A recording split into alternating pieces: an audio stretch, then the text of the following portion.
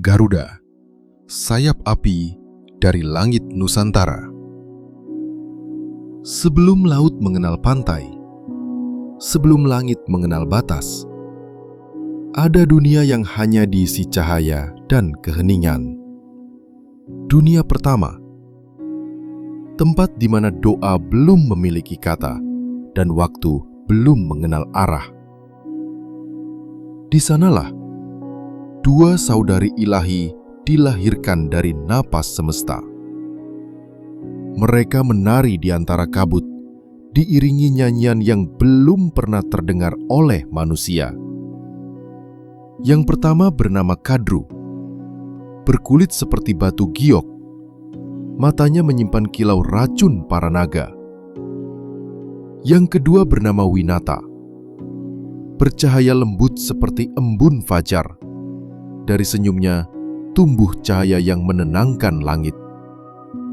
Mereka berjalan di tepi samudra pertama, melihat langit membelah dirinya menjadi dua warna, biru dari laut dan keemasan dari fajar. Dan di sanalah keduanya mengangkat tangan, bersumpah di hadapan semesta untuk menurunkan keturunan penjaga dunia, bangsa naga dan bangsa burung. Namun seperti semua sumpah yang lahir dari cahaya, bayangan pun mulai tumbuh di belakangnya. Kadru, sang ibu naga, menatap saudari yang dicintainya dengan iri tersembunyi. Ia merasa api Winata terlalu terang dan ingin merebut cahaya itu untuk dirinya sendiri. Pada suatu hari, di langit istana para dewa, muncul seekor kuda surgawi, berwarna putih seputih cahaya bulan. Namanya Ucaisrava. Kadru berkata, "Lihatlah saudariku, kuda itu berwarna hitam legam." Tapi Winata tersenyum. "Tidak, wahai Kadru, ia putih seperti awan musim suci." Maka lahirlah taruhan pertama dalam sejarah dunia. Siapa yang salah akan menjadi budak bagi yang benar. Kadru menipu. Ia memerintahkan anak-anak naganya melilit tubuh kuda itu di malam hari, menutupnya dengan sisik hitam. Ketika fajar tiba, Winata menatap dengan mata yang hancur. "Kau benar, saudariku," katanya dengan suara patah. "Mulai hari ini, aku adalah budakmu." Dan sejak saat itu, langit kehilangan satu cahayanya. Winata hidup dalam kesedihan dan penyesalan. Dalam rahimnya tersimpan dua telur cahaya, janin dari dunia yang belum lahir. Ia menunggu berabad-abad dalam diam, hingga akhirnya, dari telur pertama, lahirlah burung lemah dan belum sempurna. Tapi dari telur kedua, terdengar suara retak seperti petir di dalam hati bumi. Cahaya menyala dari sela retakan itu, membelah kabut, membakar awan. Lalu dari dalamnya, muncul sosok bersayap api. Matanya seperti dua matahari kecil, dan suaranya memecah langit. "Aku adalah putra Winata, yang lahir bukan dari dosa, tapi dari penebusan." Sayapnya membentang sepanjang cakrawala. Bulu-bulunya terbuat dari cahaya dan bara. Dunia menamai dia Garuda, dan pada hari itu, langit kembali bersinar. Tapi Garuda tidak lahir untuk terbang bebas. Ia lahir untuk membebaskan, untuk menebus darah ibunya yang diperbudak. Ia memandang dunia dari puncak langit pertama dan bersumpah dalam diam, "Aku akan menembus api, menembus badai, hanya untuk melihat ibuku tersenyum sekali lagi." Dan begitulah kisah sayap api itu dimulai. Kisah tentang kebebasan, pengorbanan, dan cahaya yang tak pernah padam di langit Nusantara.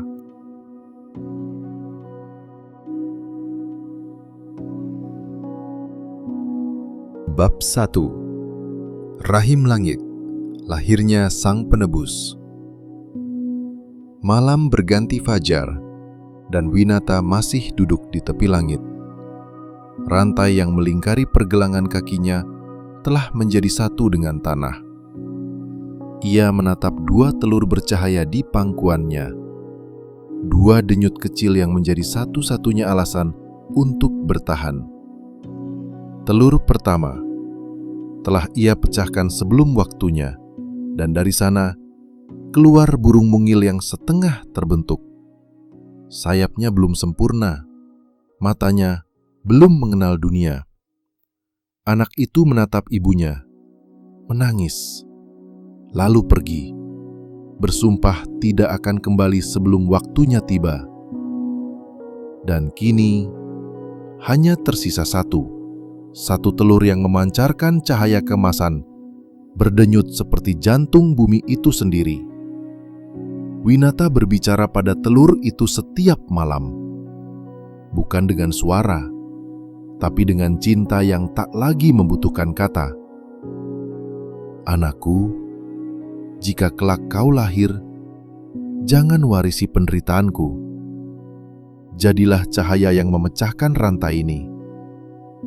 1000 musim berlalu, dunia berubah, tapi rahim langit tetap diam. Hingga pada suatu pagi, angin tak lagi berhembus seperti biasa. Laut berhenti bernafas, dan burung-burung diam di tengah udara. Dari dalam telur itu, cahaya mulai retak. Retakannya bukan suara benda pecah, melainkan suara waktu yang terbuka. Dari celah itu, keluar nyala api.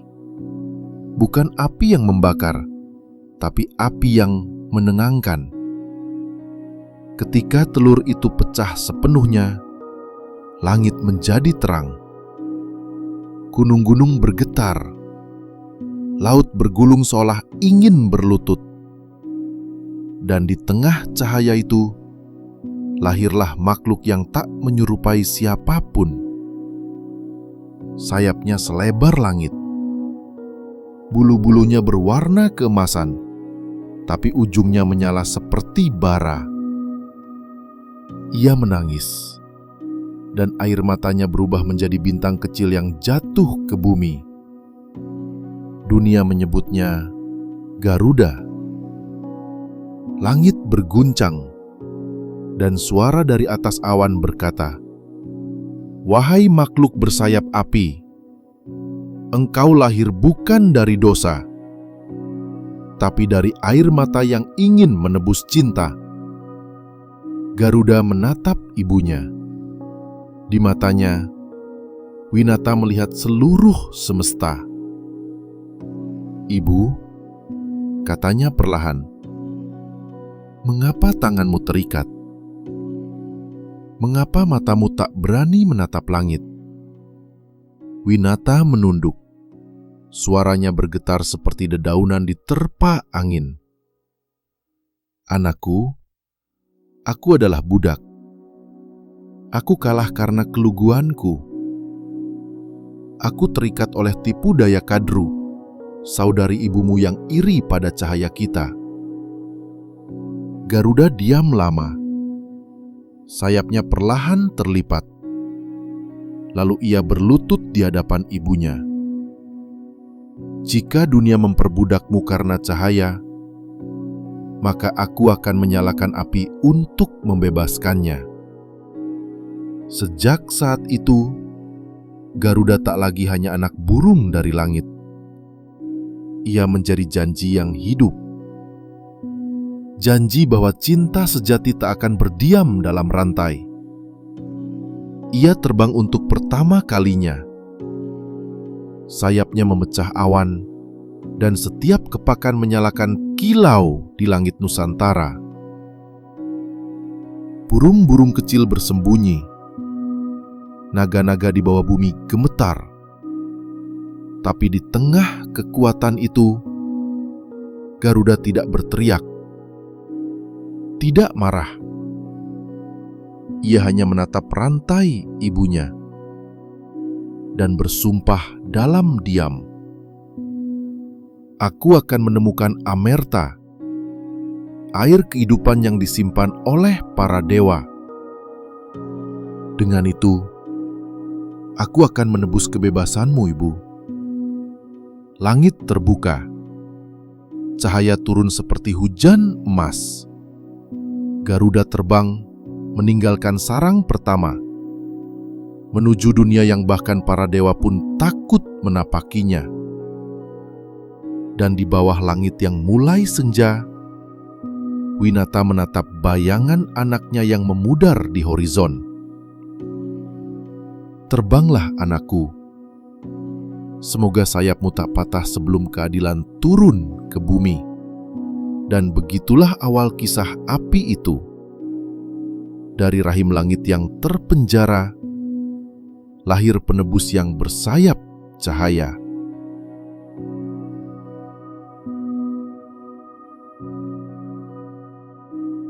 Bab 2. Perjanjian darah dan api. Di langit yang belum berwarna, seekor burung api menembus kabut, meninggalkan dunia ibunya yang terikat. Ia terbang menuju timur, tempat cahaya pertama dilahirkan, dan disitulah jalan penebusan akan dimulai. Garuda melintasi 7 lapisan awan. Di setiap lapisan, ia diuji oleh penjaga yang berbeda, oleh angin, oleh petir, dan oleh sunyi itu sendiri. Dan di setiap ujian, sayapnya kehilangan 1 helai bulu, tapi jiwanya menjadi semakin ringan. Di lapisan bumi kedua, ia tiba di lembah yang dijaga oleh makhluk bersisik perak, naga Basuki, penjaga dasar dunia. "Berhenti, wahai burung api," kata naga itu, suaranya seperti gemuruh dalam dada bumi. "Kau hendak kemana membawa bara itu di dadamu?" Garuda menundukkan kepala. "Aku hendak mencari Amerta, air kehidupan, untuk menebus ibuku dari kutukan yang bukan miliknya." "Kau mencari air keabadian?" tanya naga itu, matanya menyala bagai bara di kedalaman laut. "Air itu bukan untuk mereka yang masih terikat cinta." Garuda menjawab pelan, "Cinta adalah rantai, tapi rantai itulah yang membuatku hidup."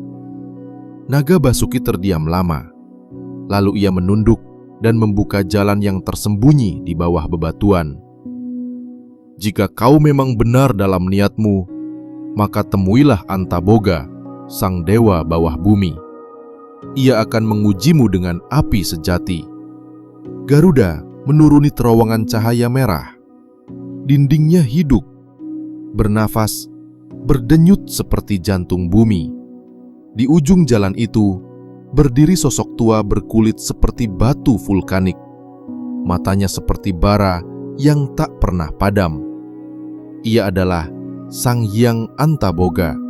"Wahai Garuda, setiap makhluk yang datang ke tempatku harus kehilangan sesuatu yang ia cintai."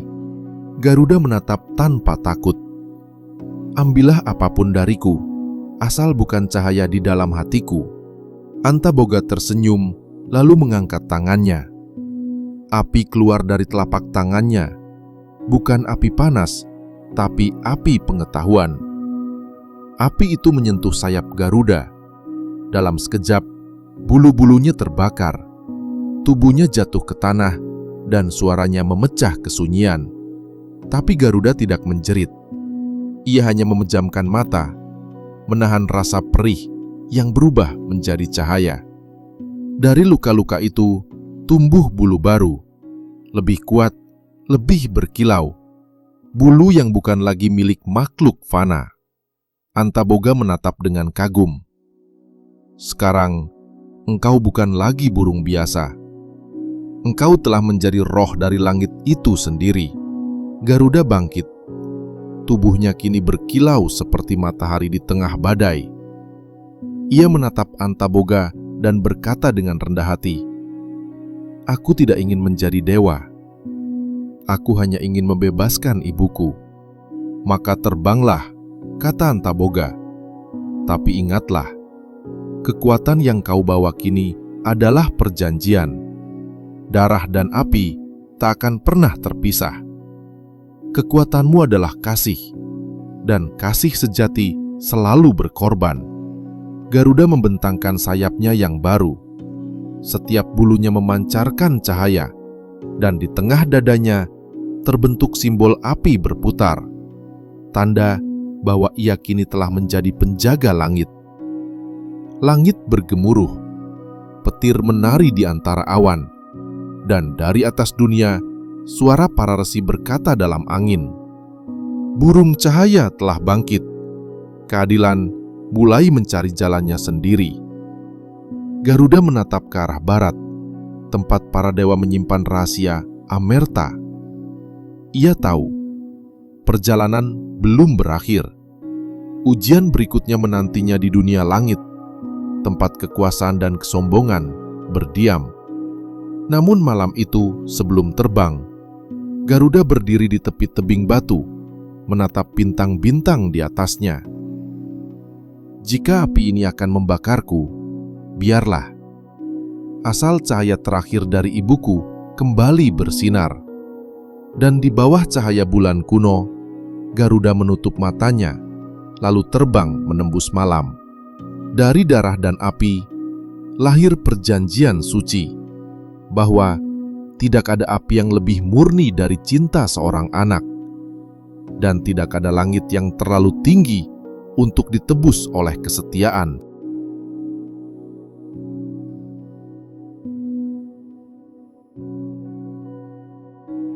Bab 3. Pencurian Amerta. Langit ketujuh menyala seperti permadani api. Di bawahnya, laut kabut mengalir tanpa tepi. Garuda menembus batas yang bahkan para dewa enggan dekati. Perbatasan antara cahaya dan keabadian. Ia telah menempuh perjalanan panjang, melewati naga penjaga bumi, menembus ujian Antaboga, dan kini ia berdiri di depan gerbang langit tertinggi, tempat Amerta, air kehidupan, dijaga oleh para dewa. Amerta bukan sekadar air. Ia adalah napas pertama dari Sang Pencipta, cairan yang mengalir di nadi para dewa. Barang siapa meminumnya tak akan mati, tapi kehilangan kesempatan untuk mencintai. Garuda berdiri di depan gerbang perak. Di sisi kiri dan kanannya, dua penjaga bersayap petir menatap tajam. "Siapa engkau yang berani menginjak istana langit?" tanya mereka. Garuda menundukkan kepala. Suaranya lembut tapi dalam seperti gema gua. "Aku bukan pencuri. Aku hanya anak yang ingin menebus ibunya dari perbudakan." Para penjaga saling berpandangan. Salah satunya berkata, "Kau akan mati sebelum menyentuh Amerta, wahai burung api." Garuda tersenyum tipis. Mati demi cinta bukanlah kematian. Ia membentangkan sayapnya, dan badai pun lahir dari tubuhnya. Petir menari di antara bulu-bulunya. Dunia berguncang. Pertempuran dimulai. Langit bergetar, awan pecah, dan kilat turun seperti hujan suci. Garuda menembus barisan penjaga. Tubuhnya terbakar, tapi tidak padam. Setiap pukulan, setiap luka menjadi doa. Setiap darah yang menetes berubah menjadi bunga api. Ketika badai reda, Garuda berdiri di tengah langit. Tubuhnya berasap, tapi matanya bersinar seperti mentari yang baru lahir. Di hadapannya tampak bejana kristal, di dalamnya mengalir amerta, bercahaya biru keemasan. Ia melangkah perlahan. Di setiap langkahnya, awan berubah menjadi bunga lotus. Tapi sebelum menyentuh bejana itu, suara bergema dari atas awan tertinggi. "Berhenti, wahai Garuda!" Langit terbuka, dan dari cahaya turun sosok yang tak bisa dijelaskan dengan kata. Ia adalah Indra, penguasa petir dan penjaga takdir langit. "Amerta bukan milikmu," kata Indra. "Kau lahir dari bumi, dari kasih yang fana dan kesedihan yang sementara." Garuda menunduk. "Benar, aku lahir dari kesedihan. Tapi apa gunanya keabadian jika dunia kehilangan cinta?" Indra diam. Cahaya di matanya bergetar. "Kau tahu," katanya pelan, "bahwa memegang amerta berarti melawan surga. Dan setiap yang melawan surga akan jatuh dari cahaya." Garuda menatap lurus ke mata Dewa Petir.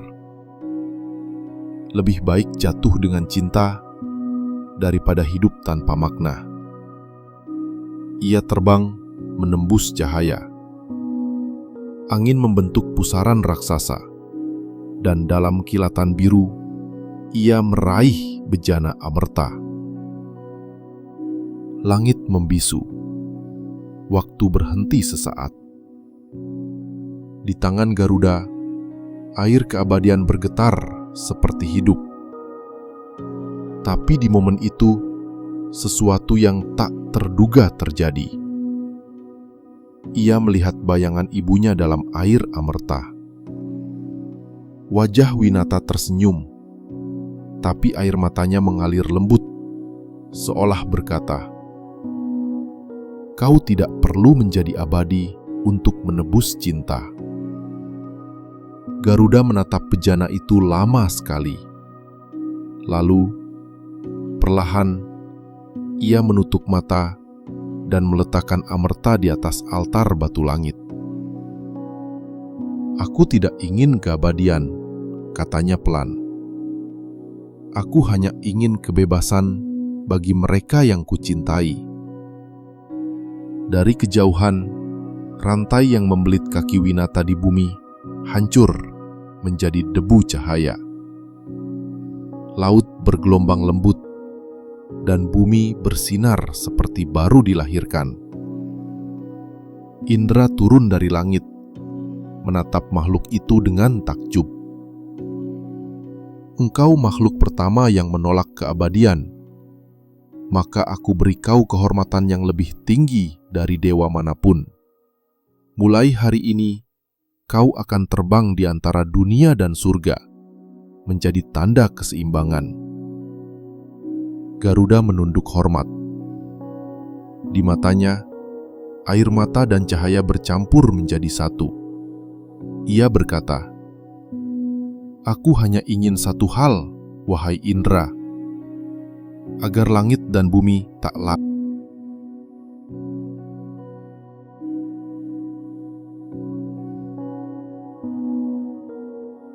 Bab 4. Pertemuan dengan Indra. Langit telah kembali tenang. Badai mereda, dan cahaya amerta kini kembali di tempatnya. Tapi bagi Garuda, langit tidak lagi sama. Ia kini tahu bahwa keabadian tanpa cinta hanyalah kehampaan yang bercahaya. Garuda terbang di antara sisa awan badai. Di bawahnya, bumi bersinar keemasan. Lembah, laut, dan pegunungan bergetar menerima kedamaian baru. Namun di antara kilau cahaya itu, sebuah suara lembut turun dari langit keempat. "Garuda," suara itu bergema. "Datanglah ke puncak Gunung Mahameru, tempat di mana surga dan bumi bersentuhan." Garuda berhenti di udara. Matanya menatap puncak cahaya yang membelah langit. Tanpa berkata apapun, ia melipat sayapnya dan meluncur turun, menembus kabut putih seperti kapas. Gunung Mahameru berdiri seperti jantung dunia. Puncaknya menyentuh cahaya surga, dan di sana berdiri Indra, sosok bercahaya yang memegang petir di satu tangan dan bunga teratai di tangan lainnya. Garuda menunduk. Indra memandang dengan mata yang penuh rahasia. "Kau mencuri Amerta," kata Indra pelan. "Kau menantang surga." Garuda membungkuk rendah. Bulu-bulunya memantulkan sinar keemasan. "Aku tidak mencuri, wahai dewa. Aku hanya ingin membebaskan kasih yang terbelenggu." Indra diam lama. Petir di tangannya perlahan padam. Angin berhenti, seolah dunia ikut menunggu. "Kau menolak keabadian, padahal semua makhluk mencarinya," katanya dengan suara seperti awan berat. "Mengapa?" Garuda menatap mata Indra. Di sana ia melihat pantulan dirinya. Bukan musuh, tapi bayangan dari sesuatu yang lebih dalam. Karena cinta bukan untuk hidup selamanya, katanya pelan, melainkan untuk memberi makna pada hidup yang sementara. Indra menurunkan tangannya. Wajahnya berubah lembut. Dalam diam, ia menatap makhluk di hadapannya. Makhluk yang menentang surga tanpa rasa benci. "Engkau bukan musuhku, Garuda," katanya perlahan. "Engkau adalah api yang mengingatkan para dewa tentang arti manusia." Langit menjadi terang. Cahaya turun membentuk lingkaran di sekitar mereka. "Mulai hari ini," kata Indra, "kau bukan lagi pembawa dosa. Engkau akan menjadi tunggangan cahaya, penjaga antara langit dan bumi." Garuda mengangkat wajahnya perlahan. "Aku tidak pantas menjadi tunggangan dewa," katanya lembut.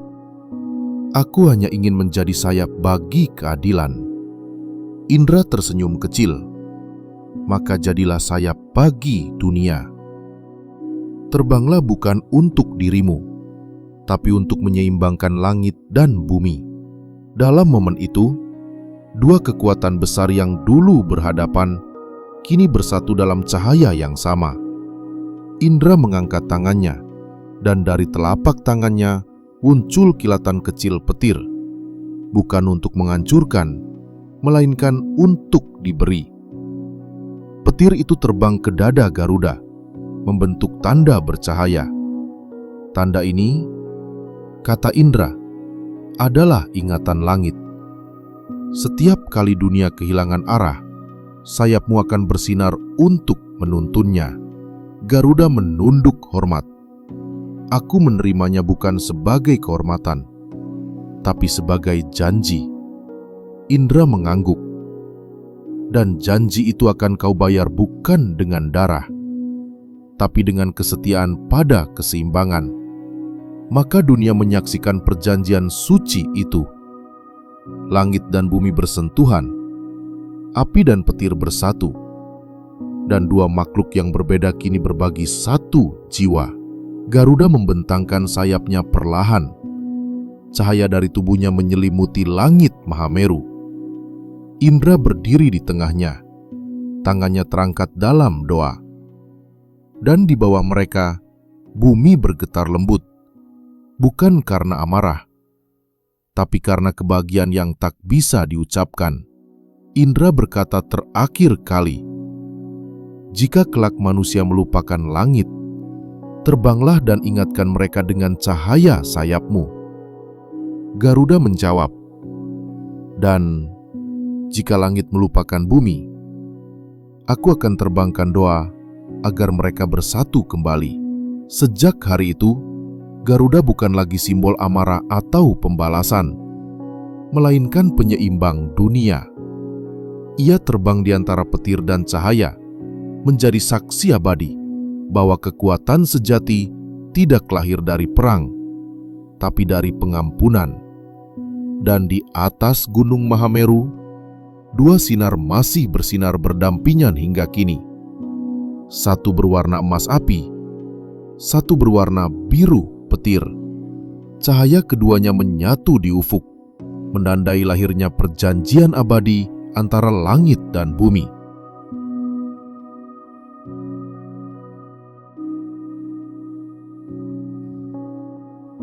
Lima. Perang dengan para naga. Langit telah tenang selama 7 musim, sejak Garuda dan Indra menandatangani perjanjian cahaya. Bumi hidup damai. Manusia kembali berdoa pada pagi yang jernih dan laut kembali mencerminkan wajah surga. Namun di bawah permukaan bumi, di kedalaman laut hitam yang dijaga oleh bayangan, naga-naga anak Kadru berbisik. Saudari kita kalah karena tipu daya, dan Garuda kini diagungkan oleh para dewa. Desis mereka dengan lidah bercabang cahaya. Kadru, ibu para naga, bangkit dari tidur panjangnya. Sisiknya berkilau hijau tua, matanya bagaikan 2 bulan tenggelam. Ia telah mencuri hak kita, katanya pelan. Langit kini memuja burung dan melupakan naga. Saatnya bumi menagih keadilan. Dari dasar laut, ribuan naga naik. Tubuh mereka melilit satu sama lain, membentuk pusaran hitam yang menembus langit. Langit yang tadi cerah kini tertutup bayangan. Awan berputar seperti pusaran takdir. Petir kembali menari, tapi bukan milik Indra kali ini. Garuda yang sedang terbang di langit senja merasakan getaran itu. Ia berhenti di udara, menatap horizon yang berubah menjadi gelap. Mereka datang, katanya pelan, bukan sebagai musuh, tapi sebagai bagian dari keseimbangan yang terluka. Ia menukik turun menembus awan, menatap lautan hitam yang kini terbuka seperti luka bumi. Dari dalamnya, naga-naga keluar satu persatu, berkilau hijau, merah, dan biru seperti batu mulia hidup. Mereka mengelilingi Garuda, suaranya menggema seperti ribuan lonceng dari kedalaman. Garuda, kata naga Basuki, mengapa langit memberi cahaya hanya pada burung dan tidak pada ular yang lebih dulu menjaga dunia? Garuda menunduk. Aku tidak pernah meminta dipuja. Aku hanya menjaga keseimbangan. Keseimbangan? Sahut Kadru dengan tawa pelan. Kau menebus ibumu, tapi melupakan anak-anakku. Langit bergetar. Laut menggelegak. Ribuan naga menembakkan racun ke udara, membentuk awan hijau berkilau. Garuda mengepakkan sayapnya sekali, dan angin suci membelah kabut racun itu. Uap berubah menjadi hujan cahaya. Pertempuran pun dimulai. Langit terbakar oleh api dan petir. Garuda berputar di udara. Sayapnya mengeluarkan kilau keemasan yang memecah malam. Setiap kali naga menyerang, bulu Garuda menyala, bukan untuk membakar, tapi untuk menerangi jalan. Tapi perang ini bukan antara baik dan jahat. Ini adalah perang antara dua sisi dari kehidupan, antara api dan air, antara amarah dan kebijaksanaan. Kadru terbang ke udara. Sisiknya membentuk awan hitam yang menutup matahari. kau akan tahu rasanya kehilangan Garuda." Garuda menatapnya tanpa dendam. Ia mengepakkan sayapnya sekali lagi, dan dunia menjadi terang seperti fajar baru.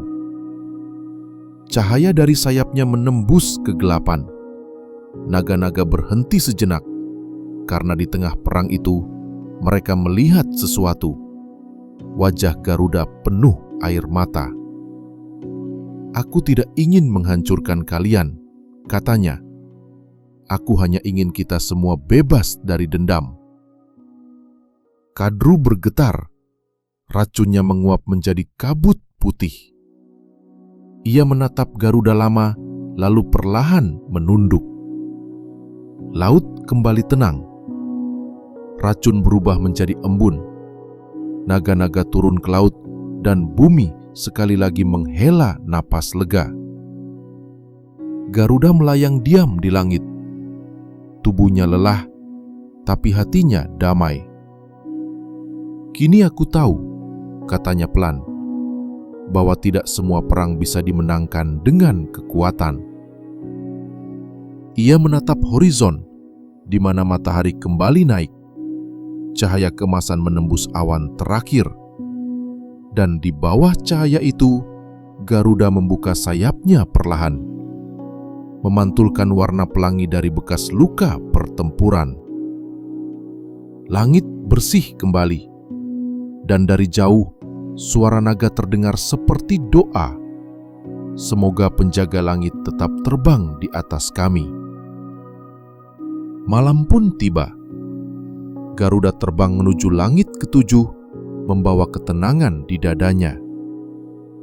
Dan dunia tahu bahwa perang terakhir bukanlah untuk menguasai, melainkan untuk mengingatkan dunia bahwa kekuatan sejati adalah belas kasih.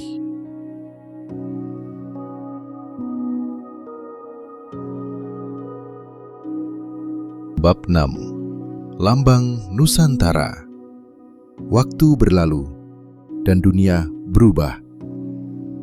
Langit tidak lagi dihuni oleh dewa dan naga yang saling berperang, tapi oleh manusia yang menatapnya dengan doa dan harapan.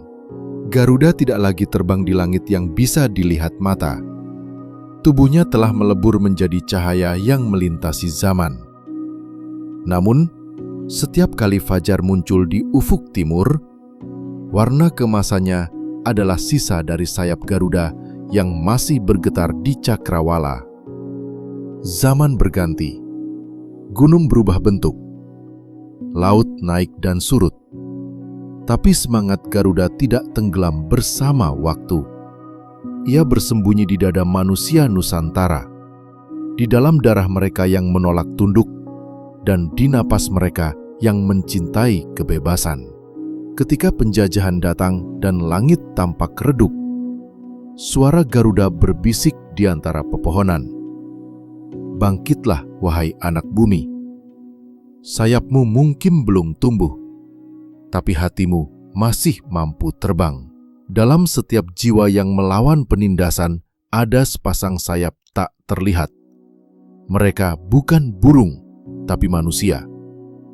Anak-anak Garuda yang mewarisi keberanian tanpa tahu asalnya. Garuda telah menjadi lebih dari mitos. Ia menjadi simbol, lambang dari kebebasan yang tak bisa dipenjara. Ia hidup di lambang bangsa, di dada baju prajurit, di bendera yang berkibar di antara badai. Di setiap garis yang membentuk tubuh Garuda pada lambang itu, tersimpan kisah yang panjang. Kisah seorang anak yang membebaskan ibunya. Kisah makhluk yang menolak menjadi abadi agar bisa tetap mencintai.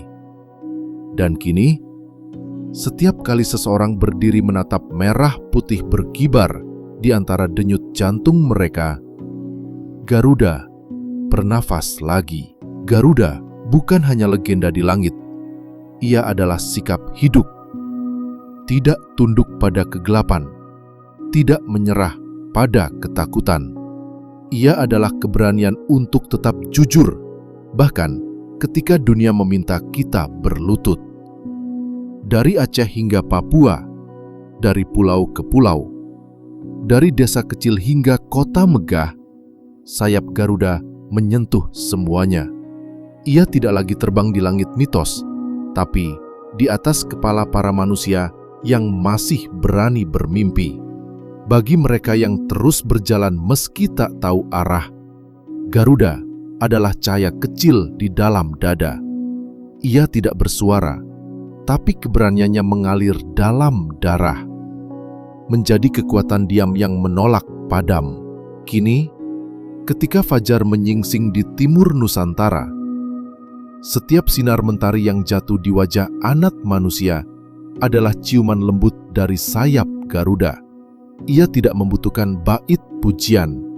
Ia tidak menuntut sembah. Ia hanya menunggu satu hal, agar manusia tak pernah melupakan bahwa kebebasan adalah anugerah, bukan warisan. Garuda kini ada di setiap hati yang menolak menyerah. Dan jika suatu hari dunia kembali gelap, cukup dengarkan suara angin di langit Nusantara. Di sana, Garuda masih berbisik, "Aku tidak pernah pergi. Aku hanya menunggu kalian kembali berani."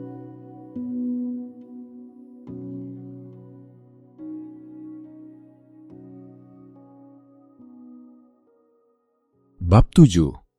Sayap yang tak pernah padam. Malam terakhir telah berlalu. Dunia tenang di bawah cahaya lembut mentari pertama. Langit kembali biru, laut kembali jernih, dan bumi bernafas lega setelah ribuan tahun badai. Di atas semua itu, Garuda terbang diam-diam di antara awan. Sayapnya tak lagi berapi, tapi bercahaya lembut seperti matahari yang telah memahami duka. Ia tidak berperang, tidak berseru. Ia hanya melayang, menjaga garis halus antara langit dan bumi agar tak saling melupakan.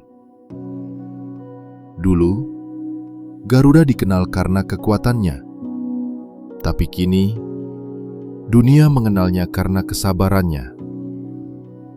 Ia adalah cahaya yang menuntun tanpa diperintah, bayangan yang menjaga tanpa diminta. Kadang, di malam yang sunyi, ketika angin menari di pucuk pohon, manusia mendengar suara lembut seperti desir sayap jauh. Mereka berkata, itu adalah Garuda yang lewat, mengunjungi bumi untuk memastikan bahwa doa masih naik ke langit. Garuda tak lagi memiliki tubuh. Ia telah menjadi napas dari setiap makhluk yang merindukan kebebasan. Setiap kali seseorang menolak menyerah pada ketakutan, sayap Garuda bergetar. Setiap kali seseorang berbuat benar meski dunia tak melihat, bulu emasnya bersinar kembali. Ia kini hidup dalam bentuk yang tak bisa disentuh, tapi bisa dirasakan. Dalam doa seorang ibu yang menunggu anaknya kembali, dalam langkah seorang pejuang yang berjalan sendirian di malam sunyi, dalam mata anak kecil yang menatap langit dan berkata pelan, "Aku ingin terbang." Garuda tersenyum di langit, sebab di sanalah ia tahu sayapnya tidak pernah benar-benar berhenti berdenyut. Bahkan tanpa bentuk, ia masih menjadi jembatan antara harapan dan kenyataan. Langit menyebutnya legenda, bumi menyebutnya mitos. Tapi manusia yang mengerti tahu bahwa Garuda adalah bahasa cinta yang paling tua. Bahasa yang tidak diucapkan dengan mulut, tapi dengan keberanian untuk tetap menjadi terang. Di antara bintang-bintang, tubuhnya kini hanya cahaya samar. Tapi setiap kali fajar datang, garis sayapnya terlihat di horizon. Garis emas yang menandai harapan baru. Garuda tidak mati, karena sesuatu yang lahir dari cinta sejati tidak bisa musnah. Ia hidup dalam setiap pelukan yang tulus, setiap keberanian untuk memaafkan, dan setiap jiwa yang berani terbang meski sayapnya terluka. Kini, setiap kali matahari terbit di timur Nusantara, sinar pertama yang menyentuh laut bukan sekadar cahaya. Itu adalah jejak sayap Garuda yang menyalakan semangat kehidupan sekali lagi. Dan bila suatu hari langit tampak gelap, ingatlah, di balik awan yang menutup pandangan, sayap Garuda masih terbuka. Ia menunggu manusia menemukan keberanian mereka sendiri, agar dunia tak pernah kehilangan terang. Garuda adalah fajar. Garuda adalah doa. Dan selama manusia masih berani bermimpi, sayap itu tak akan pernah padam.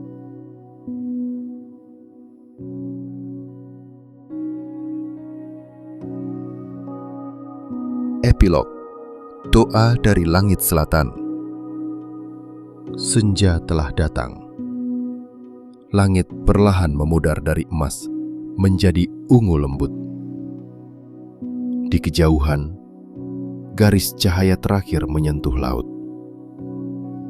Dan di sanalah sayap Garuda beristirahat. Ia tidak terbang lagi. Ia tidak berperang lagi. Kini, ia hanya menatap bumi, dunia yang pernah ia cintai dengan seluruh jiwanya. Di bawahnya, manusia masih berjalan, masih jatuh, masih bangkit, masih berdoa pada langit yang sama. Garuda tersenyum, sebab ia tahu, walau sayapnya tak lagi terlihat, semangatnya telah tumbuh di dada manusia.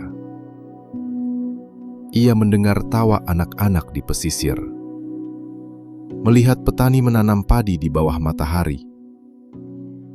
Dan setiap kali angin selatan berhembus lembut, ia tahu bumi masih bernafas. Dalam keheningan itu, Garuda berdoa bukan untuk dirinya, tapi untuk kita, agar manusia tak melupakan asal mereka. Jagalah langit, bisiknya, karena dari sanalah datang cahaya. Jagalah bumi, karena di sanalah cinta tumbuh. Ia lalu membuka sayapnya sekali lagi, perlahan dan tenang, membiarkan dirinya larut ke dalam angin. Bukan untuk pergi, tapi untuk menyatu dengan segalanya. Dan ketika malam tiba, di langit selatan yang penuh bintang, ada satu cahaya yang lebih terang dari yang lain. Itu bukan bintang, tapi sayap Garuda yang masih menyala, menandai bahwa kisah ini tidak pernah benar-benar berakhir. Selamat tidur, wahai pendengar dari bumi. Semoga sayapmu tumbuh, dan semoga cinta menjagamu dalam setiap fajar. Karena di setiap keberanian kecil yang kau miliki, Garuda masih hidup.